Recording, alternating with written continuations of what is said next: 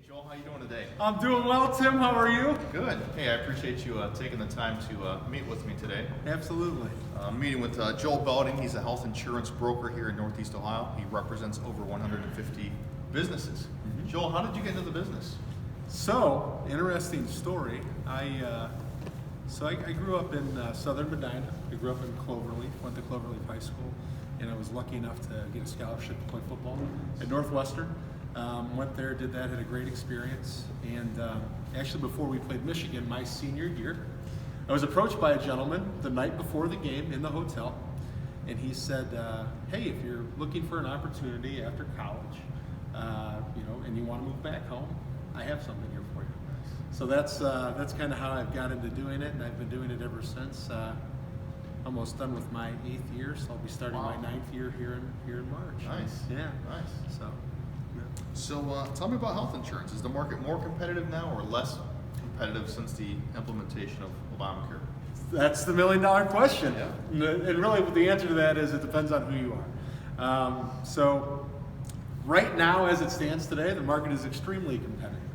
And I'll get into a little reasons or some reasons why that is. So when you're in the health insurance market, the big thing with Obamacare was no more pre-existing conditions, right? So what that created was every insurance company out there would give you what's called a community rate. It was a rate not rated based on medical risk, okay? So when you had a lot of small businesses saying, geez, my rates are going up 50 or 100%, that's because they had one plan, and then when they were looking at alternative options, they could only go to these community rates, which were not rated based off of risk. So if they were healthy, those groups did not benefit from a community rate, okay? On the other side, you had groups who were higher risk, right? Groups who were sick, folks who had terrible medical conditions, and they looked at a community rate and they said, geez, these rates aren't rated based off of risk. This is half of what I was paying before, right? So really, initially, it just depended on who you were. So essentially, if you were healthy, the rates generally were not as competitive. If you were unhealthy, the rates were better than where you were at before. Now, fast forward, right?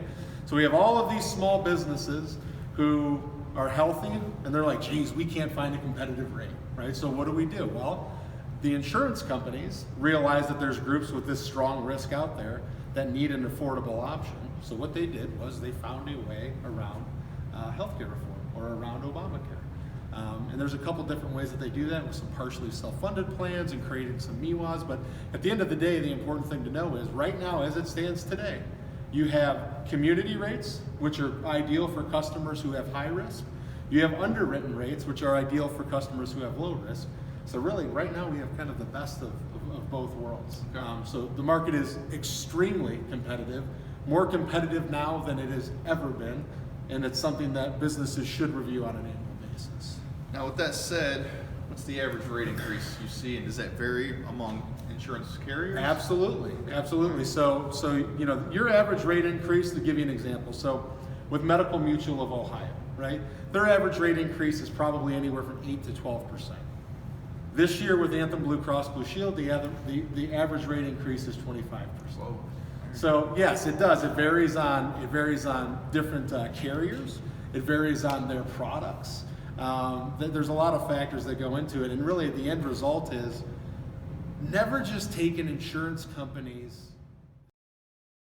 A lot of people don't know that you can go back to your current insurance company, find a rate with a competitor, and take it back to them, and they will come down off the rates. They don't want to lose your business, but unless you have an advocate like myself going out there and doing that for you every year, that's not going to happen.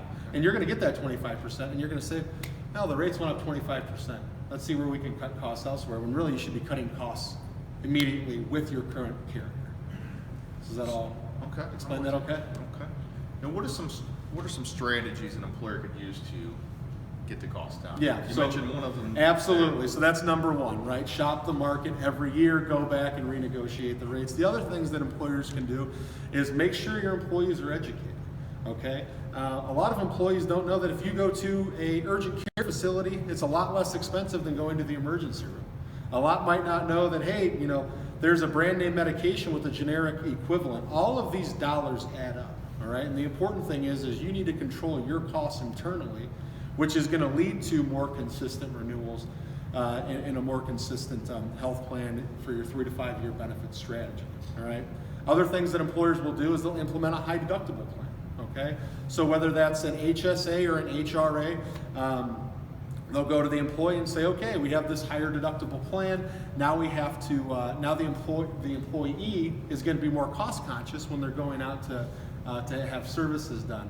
They're not just going to go to the doctor for every little thing. They're going to think about it a little bit more because they're spending the first dollar up to a certain high deductible, and then after that, the insurance company's paying everything at 100%. So it really kind of shifts the thinking from not just the employer, how does the employer save money, but then how does the employee save money, which in turn will save everybody money. So those are a couple strategies that that we use and that work well.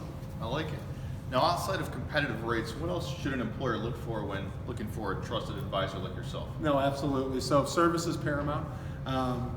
We have a lot of tools. We have a lot of tools that even this year and last year that we've purchased, and I'll go into some of those. But the number one thing you should expect from your advisor is outstanding customer service. Personally, on my team, I have 3 folks who work for me and with me, and they're always in the office, and they're always there, and they're very experienced, and they're going to be there to answer your call. Right? When you're an employee or you has a question, you're going to call my office, and you're going to have somebody there that's going to take your call and address your concern. Customer service is number one. A lot of employers like to streamline their HR processes, right? So they'll say, okay, we're bringing on new employees, we're onboarding these employees, there's a lot of paperwork that's involved, a lot of file cabinets, where's everything stored? We actually assist with that process too. So we can streamline the HR process, streamline your onboarding process, your benefit elections. We actually have our own benefit administration system that we offer to each customer at no cost to them. This is something that no other insurance agencies do. So just some different things like that, making sure your compliance is in order, right? Department of Labor, they're out there, they're auditing small groups. They're trying to find ways to find money, right? To help fund, some of healthcare reform and different things like that. And one way they're doing that is they're auditing small businesses. So we have a complete small business audit checklist, large business audit checklist that we go through and just make sure all the I's are dotted, T's are crossed, you have everything that you need. So you got to make sure your compliance right, you got to make sure your systems are right, and you got to make sure you have exceptional customer service. All right, very well. Joel, it's been a pleasure. It's been a pleasure. Thank you, Tim. All I right, appreciate it. Take care. You too.